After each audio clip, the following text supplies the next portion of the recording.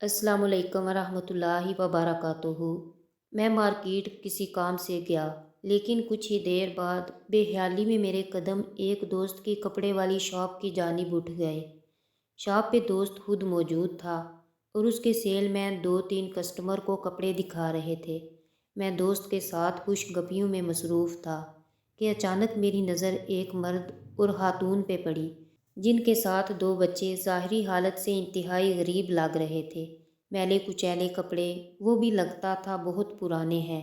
Cell مین ان کو انتہائی ہلکے درجے کے لیلن کے سوٹ دکھا رہا تھا۔ خاتون ادھر ادھر سے سوٹ پلٹ کے دیکھ رہی تھی، لیکن اسے پسند نہیں آ رہے تھے۔ اس کا چہرہ بتا رہا تھا کہ وہ کچھ بول نہیں پا رہی۔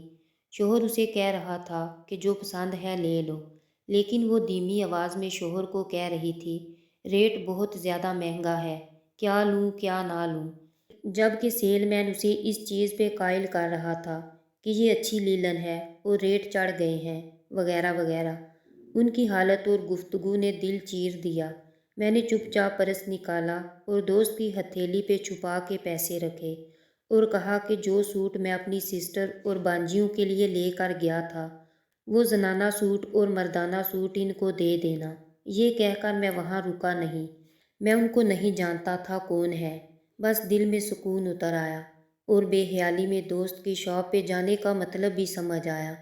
کبھی کبھی اس طرح کی چھپی ہوئی نیکیاں بھی کر لیا کریں، اور دکاندار حضرات پلیز جو اس طرح کے لوگ آتے ہیں ان سے منافع نہ لیا کریں اور ان کو اچھے کپڑے دیا کریں۔ غریب ہو یا امیر، دل تو سب میں ایک جیسا ہوتا ہے۔